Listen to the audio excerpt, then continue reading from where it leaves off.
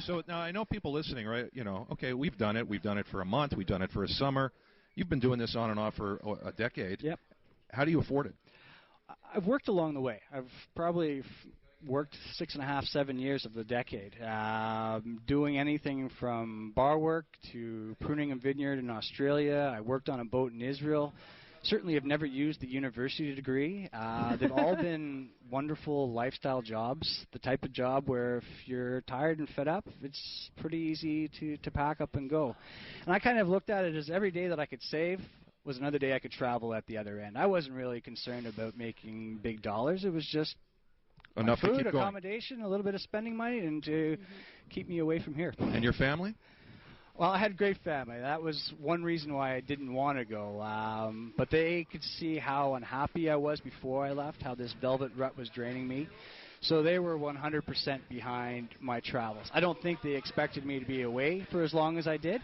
But the beautiful thing about staying away for a long time is they start to miss you and they come and visit you. So my brother's been out to South Africa 3 times. My old man, he's actually discovered traveling through me, and he spends his winters off in Southeast Asia. So my family now, we're spread all over the planet. We're all kind of nomadic travelers. But yeah, no, I had great family who supported this. They could see how happy the traveling made me. So yeah, you weren't necessarily a happy guy before this, right? I was pretty miserable. I had a hard time getting through a day without losing the plot. I had buddies who loved pushing the buttons on me just to see me go off the handle. And I think that was another, pretty big warning sign as far as, get yourself out of here, Matty. You're not happy. I mean, the work environment did my head in, and then if I could somehow survive that and got home and turned on the 6 o'clock news, well, the banalities I saw coming off of that just, that was really pushing me over the edge. So there are a lot of people who are listening right now who are in a very similar situation, whether you want to call it a rut or whatever, and they desire this freedom and would like to do what you have done, if not, continuously for 10 years, at least a good chunk of the near future to do it. But something's holding them back. There's a commitment. There's a work. There's maybe people who rely on them to earn. What would you say to them? Well, it's a good question. The hardest part about my whole trip, the hardest part was deciding to do it, to give up those comforts, to give up that safety net. Anybody who's sitting on the fence, I guess what I would say to them is, look at yourselves. Are you really happy doing what you're doing? Because if you're not, we have this power to make those changes. And being from Canada, we're so lucky. I think everybody should be skipping down the street, quite honestly. Compared to other places, we have it good. And that's the other nice thing. You can give up your home. You can quit your job. You can put on a pack and disappear for 6 months, a year, 2 years. And I promise you can come back and you can catch up. There are jobs out there. We have the social securities, whether it's social welfare. I mean, these programs are there to help you get back on your feet. So if you're sitting on the fence, you're wondering whether or not you could do it, take it from me. If I can do it, absolutely anybody I find here too we have this mentality, this like Western mentality, that once you're past a certain age, I hear so many people say to me, I wish I'd backpacked when I was young, or I wish I'd done this but now I'm too old. And it's so strange because when you travel, you meet so many people who've started traveling, I mean, later in life, midway through an office job, and it's not like if you haven't done this by the time you're 25 you can't do it. Exactly. There's a time and place for everything. I'll use my dad as an example again. He didn't start traveling until he was 58 years old. He did the family thing, he did the career thing, and now he is a full-fledged traveler. For me, it was at 24. There is no timeline, and that's I guess the other beauty is you meet so many different, diverse people, and from all over the world, all different ages, all different backgrounds. That's very important. I was very shy when I was younger, very shy, and I had to bust out of a shell because I knew what I wanted to do, but I had to. And so I took off when I was 22 on my own for an entire summer across Canada and across America.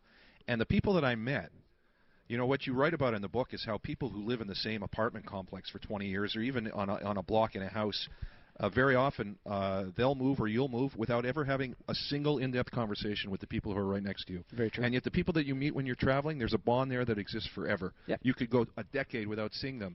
And all of a sudden, let's meet for a beer. Exactly, and it's beautiful. And those are, I got great friends in Ottawa, but some of the closest mates I've come across have been people I've met traveling.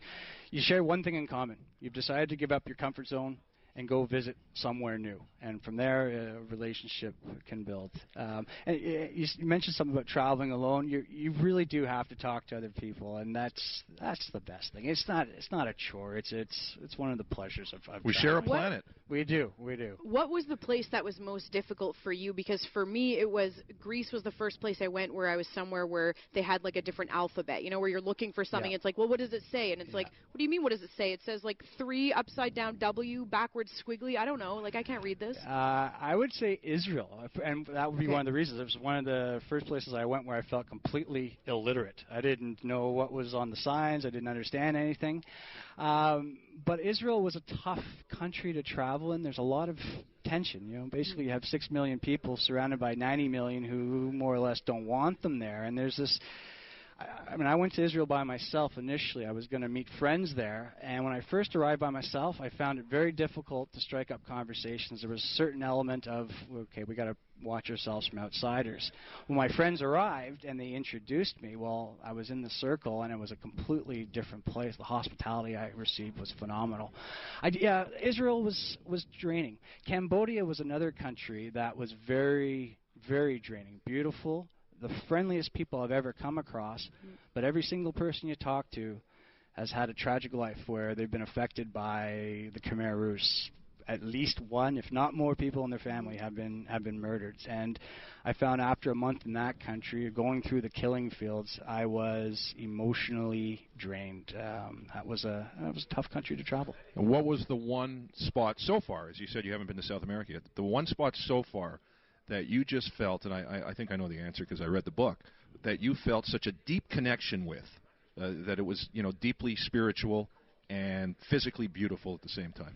South Africa, no question about it. I was warned before I arrived that something would happen to me, something would get inside to make it very difficult to leave, and if I could leave, and I have this overwhelming urge to go back, and it's so true. I was planning only to be there for 3 weeks. I had an onward flight to the next country, Namibia, and never made it out. I still have that ticket in my wallet and stayed for about 2 years. You were granted asylum there. I was granted political asylum there. Wow. I was over my visa and went in and gave them this story about being stuck up in the middle of nowhere, and they actually gave me the extension, but on this official form they wrote the reason why, seeking political asylum in South Africa. So technically I'm the first Canadian to be granted political asylum in the Republic of South Africa. But what was so appealing about South Africa was the diversity. It was a country that it's still redeveloping and redefining itself after apartheid. I found the people so friendly, really willing to share their experiences, and it was living history. I found a great spot to live where I was living on a 17-kilometer white sandy beach and watched the sunrise over the ocean from bed every day, working for people who treated me like a son. That place really is special. I'll actually be heading back there next week. Now, did you have, we got to wrap this up, Matt Hamilton, the book is Through Travel and Error, Confessions of an Asylum-Seeking Canadian, and we'll get the website out in a minute. Did you have it in your head that you were going to write about your experiences when you went, or it was a byproduct of what you went through? I was running out of career options. I never thought about writing a book, and had a girlfriend in South Africa who knew some of my stories, and I had written some emails where I put a little bit of effort. I hate group emails, so I made more of a story, and I was getting good feedback from that. And she said, you know, I know what you've been up to the last few years. Why don't you try writing a book? And so I'm living on beaches. I've got tons of time on my hand. Why not give it a whirl? And lo and behold. It's very gonzo. Thank you. Very, very funny.